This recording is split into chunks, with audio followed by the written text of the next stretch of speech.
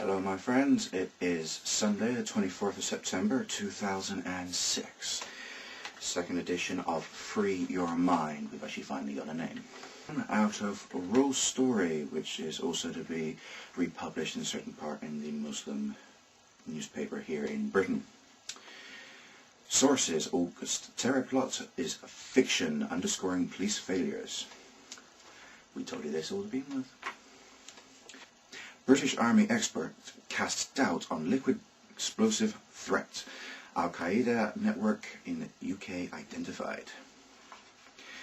Lieutenant Colonel retired Nigel Wilde, a former British Army intelligence officer, has suggested that the police and government story about the terror plot revealed on the 10th of August was part of a pattern of lies and deceit. The British and American government officials have described the operation, which resulted in the arrest of 24 mostly British Muslim suspects, as a resounding success. 13 of the suspects have been charged and 2 released without charges. According to security sources, the terror suspects were planning to board up to 10 civilian airlines and detonate highly volatile liquid explosives on the plane in a spectacular terrorist operation. The liquid explosive, either TATP or DADP, or to the lesser sensitive HMTD, were reported to be made aboard the planes by mixing sports drinks with a peroxide-based household gel and then detonated using an MP3 player or mobile phone. But Lieutenant Colonel Wilde, who was awarded the Queen's Gallantry Medal for his command of Belfast Explosive Ordnance Disposal Unit in 1974, described the scenario as fiction. Creating liquid explosives is a highly dangerous and sophisticated task, he states, one that requires not only significant chemical expertise but also appropriate equipment. He goes on to say, the idea that these people could sit in the toilet of a plane and simply mix together these normal household fluids to create a high explosive capable of blowing up the entire aircraft is untenable. Lieutenant Colonel Wilde, who was trained as a munitions technical officer responsible for the terrorist bomb disposal at Royal Army's Ordnance Corps in Sandhurst. And what he's saying we've known all along. I mean, directly after the announcement of this plot, because they were just confiscating fluids left, right and centre. And what were they doing? They were throwing it into one giant skip. Now, if the whole point of the plot was to mix fluids on the plane and then blow it up, wouldn't keeping these liquids separate be a priority? You figure it out. Yeah. And of course, Lieutenant Wilde goes on to say, so who came up with the idea that the bombs could be made on board? Not Al-Qaeda, for sure. It would not work. Bin Laden is interested in success, not terrorists by failure. The story has been blown out of all proportion. The liquids would need to be very carefully distilled at freezing temperatures to extract the exact chemicals required, which are very difficult to obtain in the purities needed. Once the fluid had been extracted, the process of mixing them produced significant amounts of heat and vile fumes.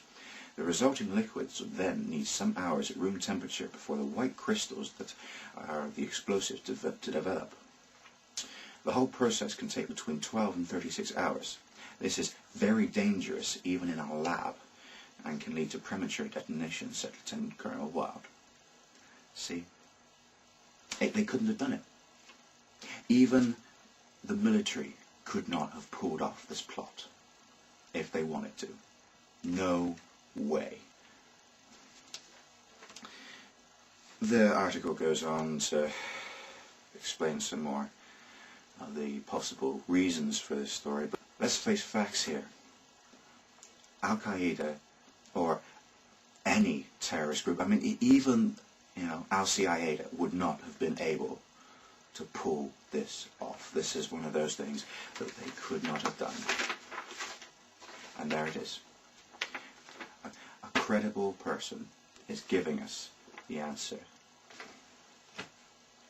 Story over, people. We know the truth now. That's what they need to do. And of course, over the weekend they lifted the handbag restrictions. hand baggage restrictions on planes leaving Britain, but of course the liquid thing is still in place. Why? Tell me why. It's utter nonsense. It really is. It really is utter nonsense. There is no way they could have done this. It is absolutely impossible for this liquid bomb plot to have gone off. And this story about the liquid bomb plot, I mean, what can I say? The second I heard about the arrests, it was first thing in the morning, listening to the radio, I heard about it. And I thought, hang on a minute, this just isn't right. I mean, I don't know very much about liquid explosives, but I know enough about chemistry to know that you cannot mix these kind of things, you know, the way that they were saying they were going to be done. It requires laboratory precision. So there we are, propaganda expelled. Liquid bomb plot, forget about it. It's all nonsense and it's going to come out soon. I know it is. If just enough of us get our act together. Just a quick update for those of you who have been keeping an eye on my journal entries and blogs. We are having a rally on Friday night outside the Odeon in Weston-super-Mare. We will be at the opening, the first opening night of World Trade Center. We will be out trying to educate the masses, giving out copies of Loose Change, 2nd edition, information about the film, the little bits that were sort of thrown in there, I think, just to annoy us in the debunking community. We're trying to deconstruct this false story for what it is, and they're just throwing this up there in our face. We'll be out there, giving away DVDs. We will also be doing some interviews with the public, see what their opinion is, what they remember from 9/11, and whether they know anything about the developments that have come out in the last few years. I mean, it's 5 years on, and we've got zombie polls saying that 60–70% of Americans now believe that the official story about 9/11 is a fraud, and over half of those believe it was an inside job. We are winning this war. We are winning the information war, and all I can say is, right on to us. Thank you for joining me again, and I hope to see you soon with more info.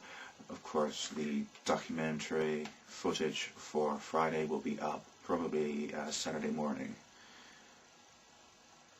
Peace out.